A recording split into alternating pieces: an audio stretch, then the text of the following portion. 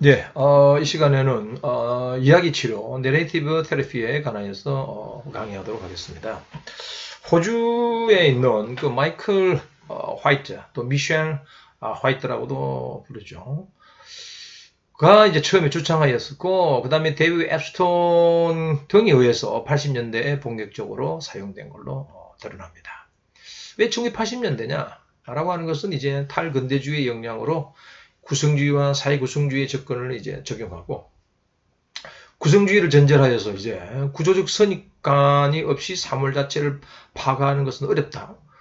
원래 구성주의라는 것은 각자가 어떤 진실이나 내용 자체를 구성한다. 이렇게 보는 것이죠. 그래서 모든 현상 자체를 각 개개인이 구성하는 해석에 따라서 각각 달라지기 때문에 너무나 많은 어떠한 주장이 나온다. 그래서 사회 구성원들 간에 의사소통될 수 있는 그 자체가 해석되기가 참 어렵다.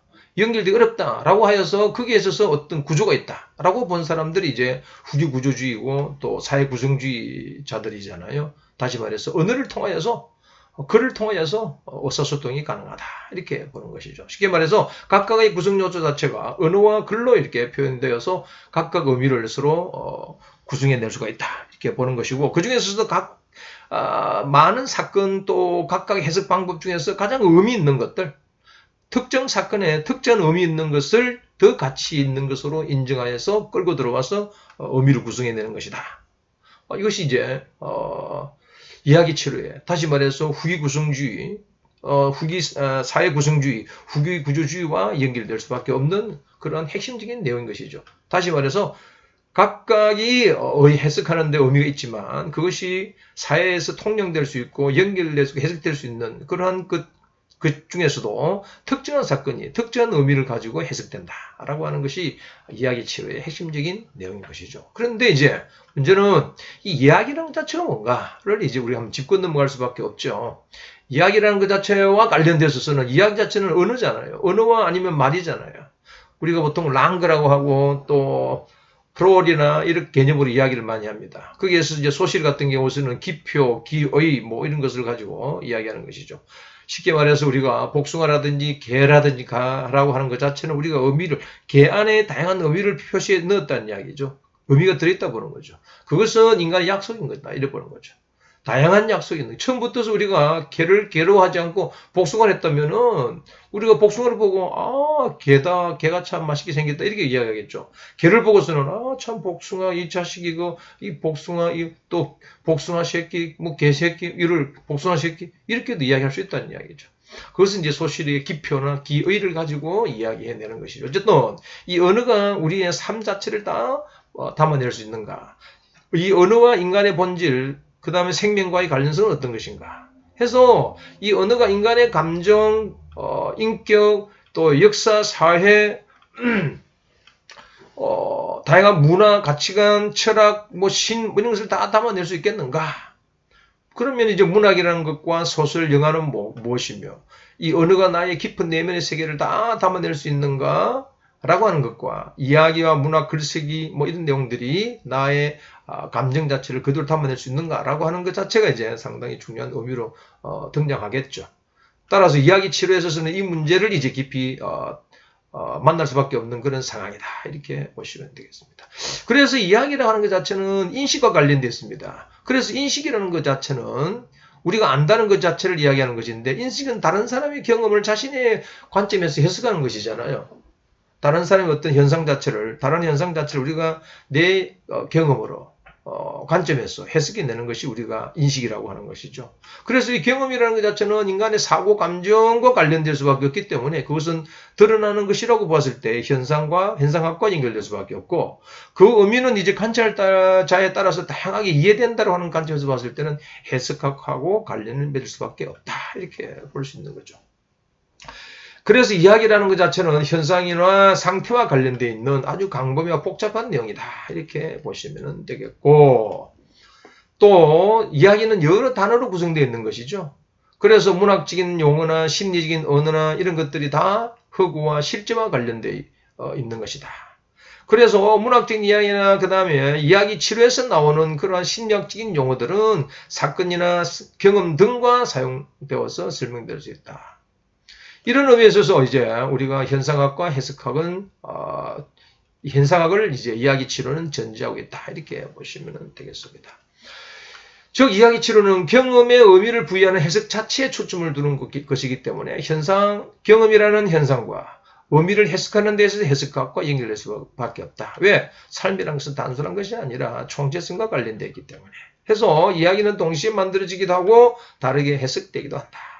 또 현재, 과거, 미래와 연결될 수밖에 없다. 이렇게 보시면 되겠습니다. 그 중에서도 이제 이야기라는 것과 다만 내레이티브라고 하는 것이 있는데 처음에 이제 내레이티브 테라피에 있어서 이야기할 때는 이야기는 내레이티브였습니다. 언급되어지는 말, 내용, 그렇죠. 쉽게 말해서 클라이언트가 상담할 때 이야기되어지는 내용들, 그것을 이야기하는 거죠. 왜? 언어로 구사될 수밖에 없으니까. 그러나 이제 강구면 의미의 스토리라는 것 자체는 현상과 상태를 이제 설명하는 것이고, 담화라고 하는 것은 이제 이야기 안에 있는 구성 요소 또는 구조나 요소를 이야기할 때의 내레이티브다. 이야기 안에 있는 구조 요소가 곧 담화다. 이렇게 보시면 되겠습니다. 그래서 이야기 안에는 다양한 자기 이야기는 이제 자서전이나 전기로 연결되고 구성된 이야기는 소설로 연결된다. 이렇게 보아지는 겁니다. 다시 말해서 언급되어지는 이야기는 내레이티브다. 이렇게 보시면 되겠습니다. 언급되어지든지 아니면 서술되어지는 내용들은 다 스토리다. 이렇게 언급되어지는 말 자체는 내레이티브인데 그것이 이야기되어지는 전체가 곧 스토리고 스토리가 말되어지는 것 자체가 내레이티브다. 이렇게 보시면 된다는 이야기죠. 자, 그러면은 우리가 이제 가장 중요한 것은 이야기 치료를 할 때의 이야기의 치료의 가장 핵심적인 것은 뭐냐? 이야기와 이야기 치료의 공통점과 차이점을 우리가 좀 알아야 되는데 이야기라는 것 자체는 결국 말해서 문학이라는 것과 연결될 수밖에 없는 내용인 것이죠. 이 문학이라는 것 자체는 이제 이야기와 연결될 수밖에 없는데 이야기와 문학이라는 것의 공통점은 뭐냐? 문학과 이야기 추리의 철학적 기반 자체는 우리 보통 이제 실존적인 것이다 이야기죠. 실존이라는 것은 드러나는 현상이기 때문에 현상이고 독자나 아니면은 자기가 작가가 이야기한다는 차원에서 이제 해석학과 연결될 수밖에 없다. 그래서 문학과 이야기 치료는 언어를 매개로 하여서 삶을 실존적으로 묘사하고 삶의 의미를 찾는 다는 관점에서 실존주의와 맥을 같이 하고 있다.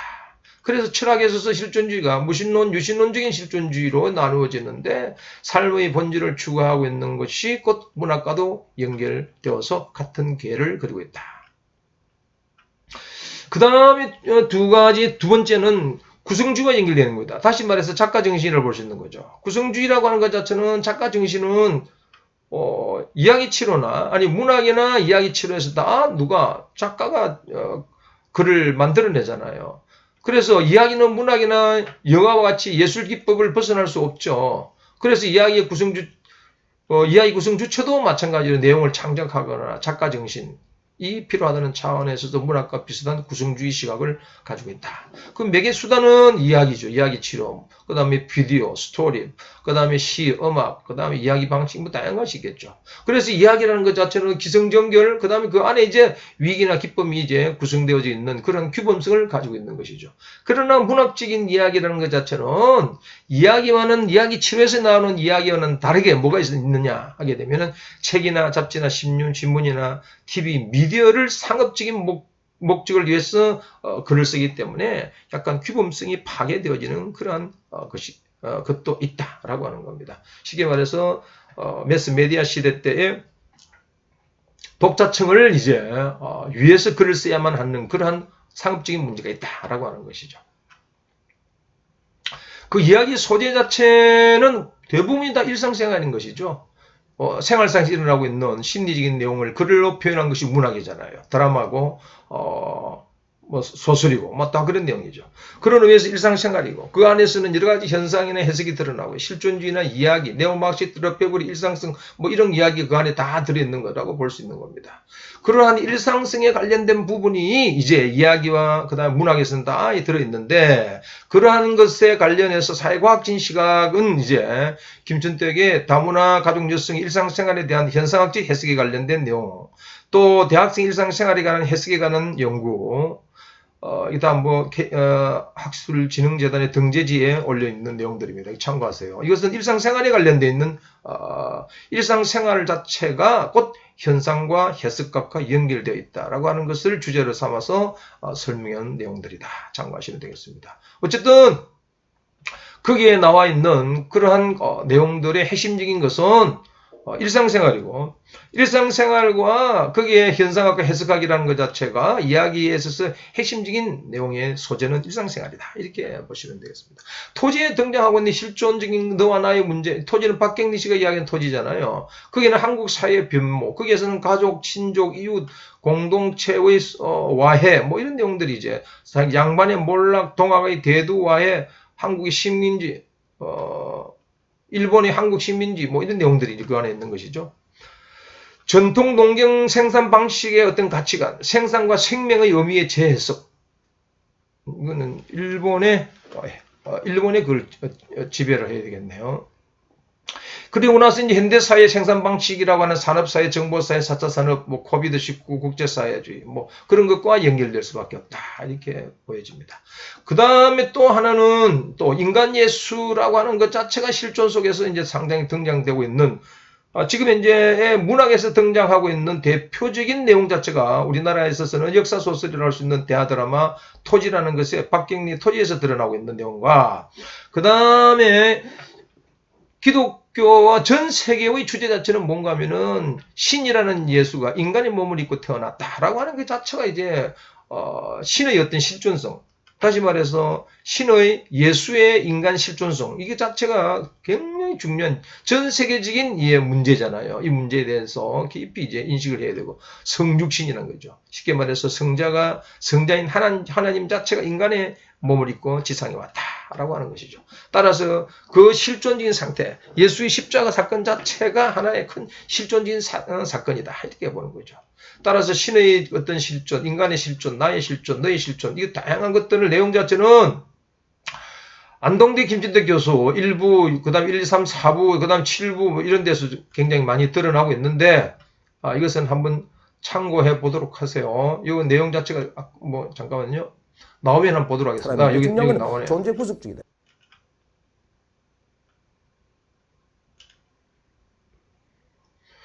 아마 여기 나오는 내용들은 안동대 김준태, 이문열, 항석영의 가장 핵심적인 내용은 이문열이 나오는 이야기는 인간예수잖아요. 예수에 관련되어 있는 그 사람의 아들이라는 인간예수의 핵심적인 것을 다루고 있는 것 자체가 이문열의 사람의 아들인 거죠. 이 사람의 아들에서 맨 오브 갓이라는 이야기죠. 이 맨 오브 갓은 이문열식으로 설명했는 해석 방법이죠. 그러나 기독교의 신학적인 사람의 아들은 신이 인간이 된 것이죠. 다시 말해서 성육신한 예수 그리스도를 이야기하는 것이다. 이렇게 그런 것이죠. 신이 인간이 됐다는 것 자체가 얼마나 큰 인간의 주제입니까? 또 예수가 다시 재림한다는 이야기잖아요. 예수가 다시 하늘에 있던 예수가 다시 인간으로 몸을 입고 왔다가 다시 죽었다가 부활하여 천국에 올라가서 다시 재림한다라고 하는 것 자체가 기독교의 핵심적인 사상인 것이죠. 그 핵심적인 사상 그 자체를 가지고 신을 접근하는 것을 신학이라고 본다면은 이것이 문학적인 소재로 한국적인 그런 문학적인 소재로 재등장한 것이 사람의 아들이잖아요. 저는 사람의 아들이라는 인간의 아들로서의 그러한 신을 바라보는 것이 아니라 신이 인간이 되었는 신의 아들로서의 아들이 곧 사람의 아들이지 않느냐라고 하는 것이 이제 핵심적인 사상인 겁니다. 이거 뭐 시간 나시는 분들 한번 읽어보도록 하세요. 어쨌든 인간의 실존의 가장 핵심적인 내용 자체를 다루고 있는 것이다. 이렇게 보시면 되겠습니다.